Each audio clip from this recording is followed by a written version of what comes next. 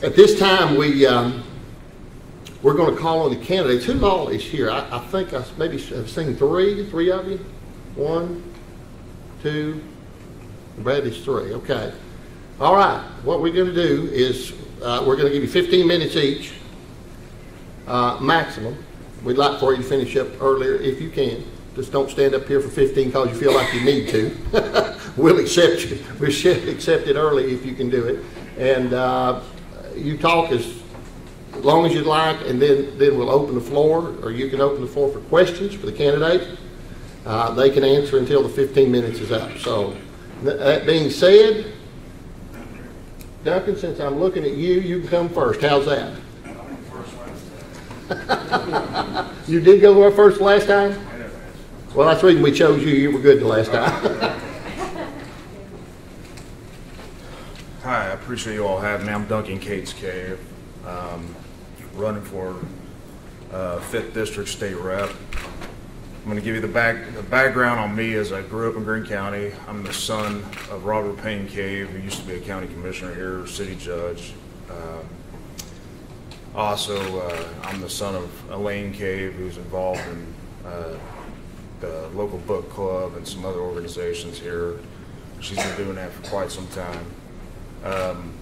I practiced law with my father as well as my 2 brothers. My older brother and I came in at the same time, and my little brother came in about a year or 2 later. And we have an office here in Greenville and one in Kingsport. My father's been practicing 40 years. I've been doing it about 5, along with my older brother. In terms of the historical background, I'm a direct descendant of Robert Sevier, who's actually the brother of John Sevier. And Robert was somebody who fought at Kings Mountain, mortally wounded, died on the way back, buried on a mountaintop. But his son was actually Valentine Sevier, who's a local historical native, who everybody probably knows has a house down there next to the library, as well as one there across from the Andrew Johnson House downtown. Of course, he was a county clerk here for about 50 years. So it's interesting to me because he's buried right up here in the Harmony Graveyard, and that's about 50 yards from where I practice law, so it's pretty unique. Like I said, I'm licensed to practice with the Supreme Court of Tennessee, as well as in the Federal District Court of the Eastern District of Tennessee. My previous work experience involves a tenure at DeWalt Power Tools, as well as Lord Lark Tobacco Company. I'm a member of the National Rifle Association, the Clear Springs Ruatan, the Greenville Exchange Club, and I go to church, the First Presbyterian Church here in Greenville. Grew up in the city school system here, went to Greenville High School, played sports, was an All-American wrestler, played football, ended up having an opportunity to play at Vanderbilt. I was an offensive lineman there about 80 pounds ago, so and that was a fun experience.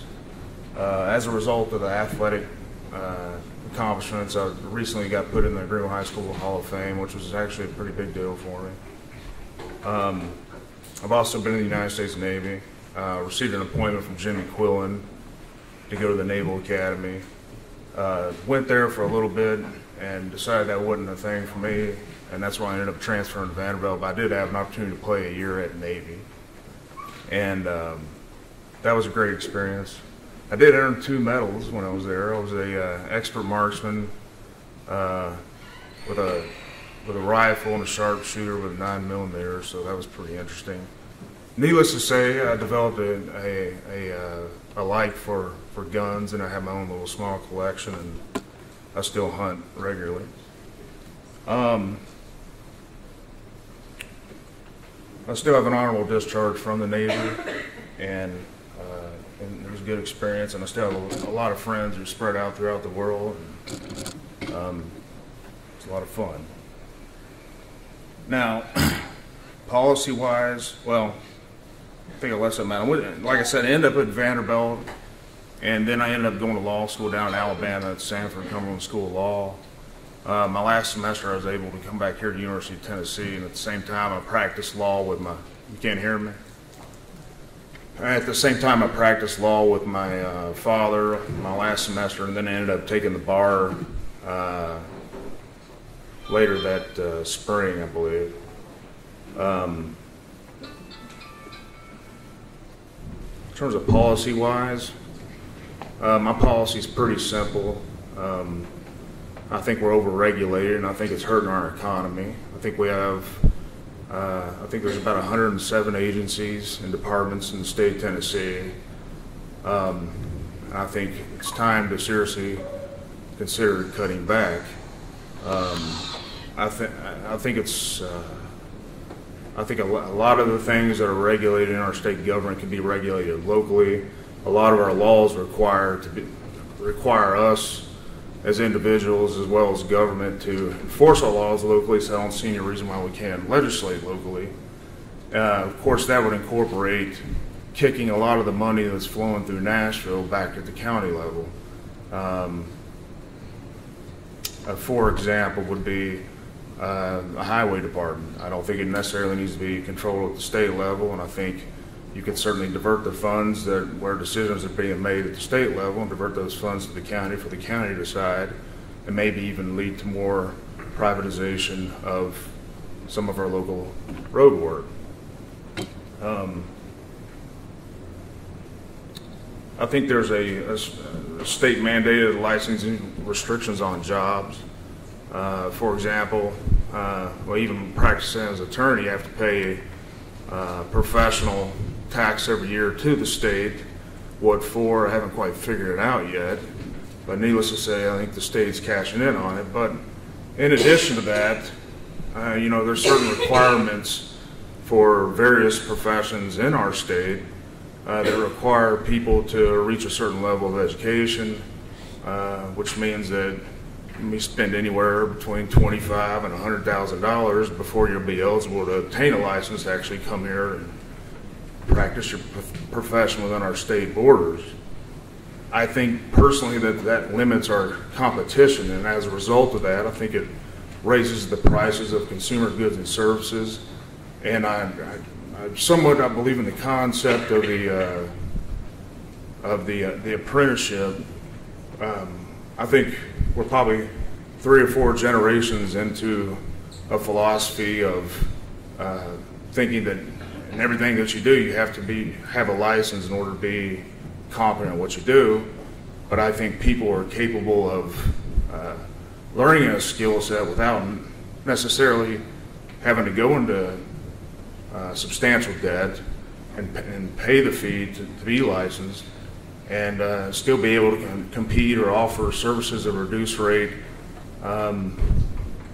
without necessarily negatively affecting the profession itself. I still think there is room for licensing standards, but I don't think that should prohibit somebody who can necessarily become competent in being able to compete in a profession within our state. Of course, obviously, I'm for free market capitalism. I think inherently, if you give people the freedom to choose, they're going to make the right decisions. I don't believe necessarily in one-size-fits-all policies coming through the General Assembly. I think our county is different from Davidson County. I think we're different from Memphis, and we have a different culture here. And I think the best policy would be to have all the counties within the state competing against one another for jobs, for companies, and rather than just states competing against states. At the federal level, they say whatever's not reserved for the federal government is reserved for the states, but likewise, I think there's room in our Constitution to adopt a state constitutional amendment to say whatever's not reserved for the states should be reserved for the counties. There's too much government going on, and I think there's something that needs to be done about it. Well, based on that, another thing I have an idea on is modifying the business code.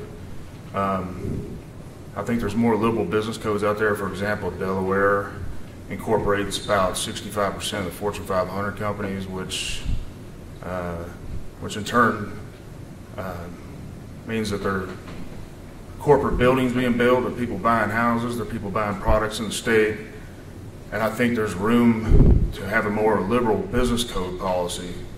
But other than that, I really think the main focus for Tennessee is to become the most free state in the union. And what that means is actually going in there and perhaps spending a few years just repealing laws.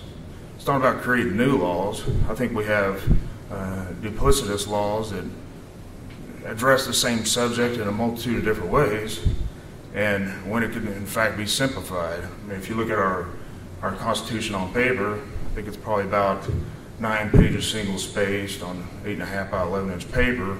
And if you look at our code, it's multiple volumes big. And on top of that, you have all the agency regulations and things of that nature. I think a lot of that could go away. And do you have any questions? Looks like you've done well. All right.